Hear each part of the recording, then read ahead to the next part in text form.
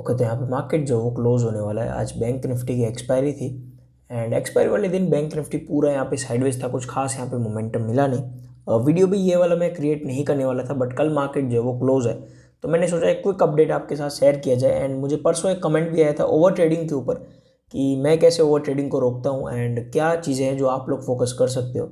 सो उसके ऊपर भी हम लोग बात करेंगे। पहले आज की मार्केट के ऊपर डिस्कस कर लेते हैं कि मार्केट किस तरीके का था। सो ओपन तो फ्लैट ही हुआ था, कुछ खास यहाँ पे गैप अप या गैप डाउन मार्केट ओपन हुआ नहीं था, बट फ्लैट ओपन होने के बाद पूरा साइडवेज था। पहले हम लोग कल की मार्केट के ऊपर बात करते हैं। सो परसों मार्केट के अंदर बड़ा मोमेंटम मिला था जहाँ पे हम लोग ने 2 लाख के ऊपर प्रॉफिट बुक किया था। कल मैंने यहाँ कहीं पे ट्रेड को बाई किया एंड उसके बाद कंटिन्यू मार्केट के अंदर फॉल मिला एंड हम लोग ने 2,80,000 प्लस कुछ प्रॉफिट बुक किया था। एंड पोस्ट मैंने ऑलरेडी टेलीग्राम के ऊपर कर दिया था, बट कल कुछ काम की वजह से मैं वीडियो जो है वो पोस्ट नहीं कर पाया एंड इवन मैं आज भी वीडियो वगैरह पोस्ट नहीं करने वाला था, बट मैंने सोचा एक क्विक अपडेट आपके साथ शेयर किया जाए। सो मार्केट यहाँ पे ओपन हुआ, थोड़ा बहुत मोमेंटम दिखा, उसके बाद यहाँ तक मोमेंटम आया 10 बजे के बाद से लेके मार्केट अभी तक पूरा साइडवेज है, कुछ खास यहाँ पे मोमेंटम मिला नहीं। एक ही रेंज के अंदर ट्रेड कर रहा था। सो अगर हम लोग रेंज चेक करें तो 100 पॉइंट से भी कम की यहाँ पे रेंज है जहाँ पे मार्केट ट्रेड कर रहा था। प्लस एक्सपायरी का दिन है तो आप लोग देख ही सकते हो कि एक्सपायरी वाले दिन कितना मोमेंटम आएगा। सो मॉर्निंग में ये मोमेंटम हुआ, उसके बाद पूरा मार्केट जो था वो साइडवेज था, कुछ खास यहाँ पे मोमेंटम मिला नहीं एंड वैसे मार्केट के अंदर पूरा साइडवेज मार्केट था। सो अगर आपको प्रॉफिट करना है तो आपको पता ही है कि मार्केट के अंदर आपको बड़े मोमेंटम कैप्चर कर लेंगे, बट आपको अगर प्रॉफिटेबल रहना है तो आपको इस तरीके के जो मोमेंटम आते हैं उसके अंदर आपको ओवर ट्रेडिंग से बचना पड़ेगा। सो आज मार्केट भी साइडवेज था तो मैंने सोचा क्यों ना एक ओवर ट्रेडिंग के ऊपर।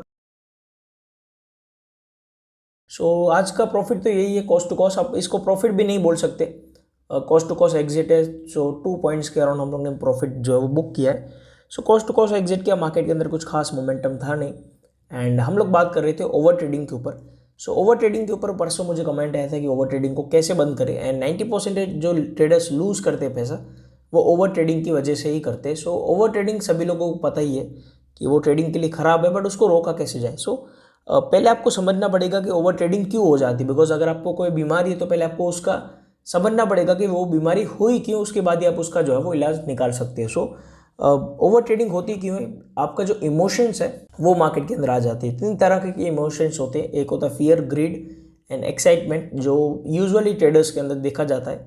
अब फियर तब होता है जब आपने लॉस जो है वो पहले आप लोगों ने लॉस वगैरह फियर किया हो एंड उसके बाद आप ट्रेड को होल्ड ना कर पाओ, तुरंत ट्रेड बाय किया, एग्जिट कर लिया। सो ऐसे फियर की वजह से लोग क्या करते हैं, बार बार एंट्री एग्जिट करते रहते हैं, जिसकी वजह से उनका ओवर ट्रेडिंग के अंदर end of the day profit भी चला जाता है, लॉस भी हो जाता है। प्लस एक्साइटमेंट, कई बार क्या होता है कि मार्केट में अचानक मोमेंटम आ रहा है और फास्ट कई लोग जो वो ट्रेड वगैरह बाय कर लेते हैं जहाँ पे उनका थोड़ी देर प्रॉफिट चलता है फिर अचानक से लॉस आ जाता है। सो जितना फास्ट मोमेंटम में आप एंट्री करोगे उतना फास्ट ही आपका लॉस होने वाला है। एक्साइटमेंट में भी जो लोग ट्रेड करते हैं उनका भी इतना फास्ट लॉस होता है। एंड तीसरे प्रकार के जो लोग हैं वो है ग्रीड। जब भी आप ट्रेड बाय करते हो, आपने प्रॉफिट कर लिया, उसके बाद आप वापस से जो है वो री एंट्री करके प्रॉफिट को इंक्रीज करने की कोशिश करते हो, जिसकी वजह से आप वापस से ओवर ट्रेडिंग में जो है वो फंस जाते हो।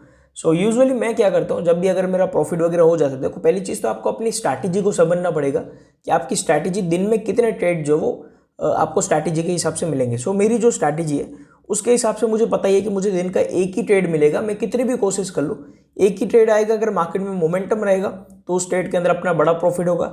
अगर मोमेंटम नहीं है तो जैसे आज मैंने कॉस्ट टू कॉस्ट एग्जिट किया वैसे कॉस्ट टू कॉस्ट एग्जिट हो जाएगा, या फिर अगर स्टॉप लॉस हिट भी हो गया तो ज़्यादा से ज़्यादा उतना ही लॉस होगा जितना मैंने डिसाइड किया है। सो पहले आपको अपनी स्ट्रैटेजी समझनी पड़ेगी कि आपकी स्ट्रैटेजी में दिन के कितने ट्रेड मिलते हैं।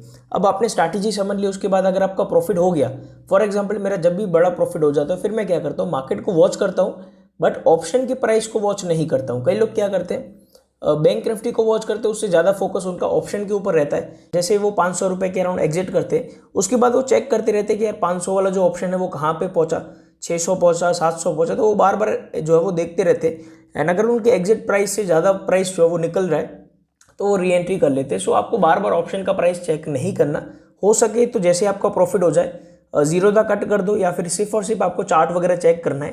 प्रॉफिट के बाद आपको जो है वो मार्केट को ज़्यादा फोकस रह के जो वो चेक नहीं करना, अदरवाइज क्या होगा, आप ओवर एक्साइटमेंट में आके या फिर ग्रीड की वजह से आप वापस से री एंट्री कर लोगे। सो पहला पॉइंट ये हो गया कि जैसे आपका बड़ा प्रॉफिट हो गया तो आप ऑप्शन को चेक ना करो, बैंक निफ्टी को चेक कर सकते हो, या फिर आप पूरा मार्केट बंद करके किसी और काम के ऊपर फोकस करो जिससे आपका मार्केट के अंदर ओवर ट्रेडिंग से आप बच जाओगे।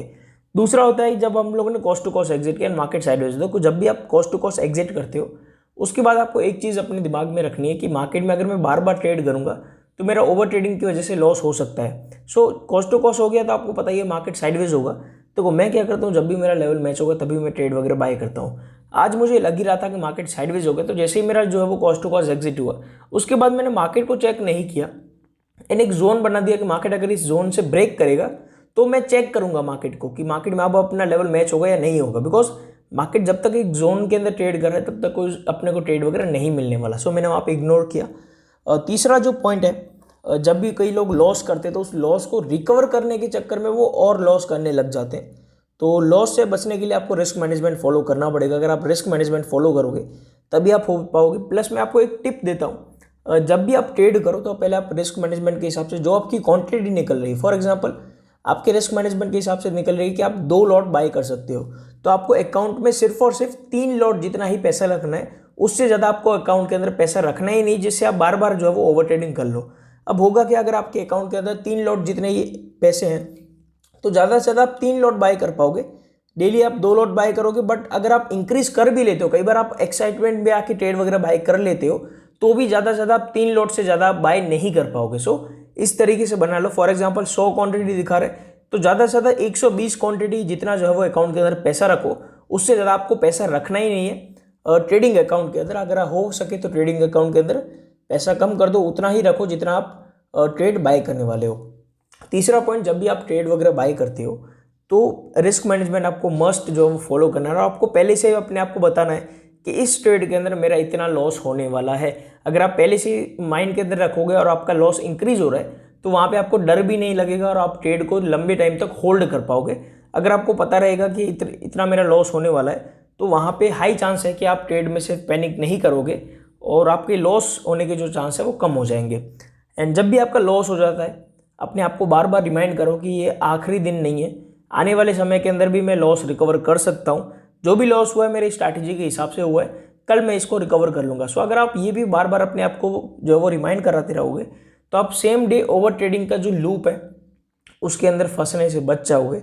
एंड और भी पॉइंट्स है जो मैं आने वाले वीडियोस के अंदर डिस्कस करूँगा, बट अभी के लिए इतना ही। जो भी मैंने आपको बताया है सारी वीडियो को वापस से आप रिवाइंड करो एंड वापस से जो भी मैंने आपको पॉइंट बताए उनके ऊपर इम्प्लीमेंट करो, उनको लिखो। देखो जब तक आप चीज़ें जो वो सुन के यूज़ करना नहीं सीखोगे तब तक कोई फ़ायदा है नहीं।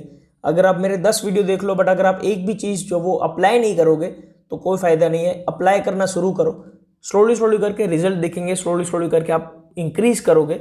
बट अगर आप सिर्फ सुन के जो वो बैठ जाओगे तो कोई फ़ायदा नहीं होने वाला। बुक लो, इस वीडियो के बाद बुक एंड पेन के अंदर लिखो जितने भी मैंने आपको पॉइंट्स बताए एंड उनको अप्लाई करना शुरू करो। अगर आप 10 रुपये का भी उस चीज़ों से प्रॉफिट कर रहे हो तो आपका गया कुछ नहीं, बट आपको कुछ ना कुछ उससे बेनिफिट ही मिलेगा। सो ये सारी चीज़ें आपको करनी है एंड आने वाली वीडियोज़ के अंदर मैं और ज़्यादा डिटेल के अंदर जो है वो चीज़ें एक्सप्लेन करूँगा। एंड प्रॉफिट का वेरीफाई लिंक आपको डिस्क्रिप्शन में मिल जाएगा, जहाँ से आप लोग जाके इस प्रॉफिट को वेरीफाई कर सकते हो।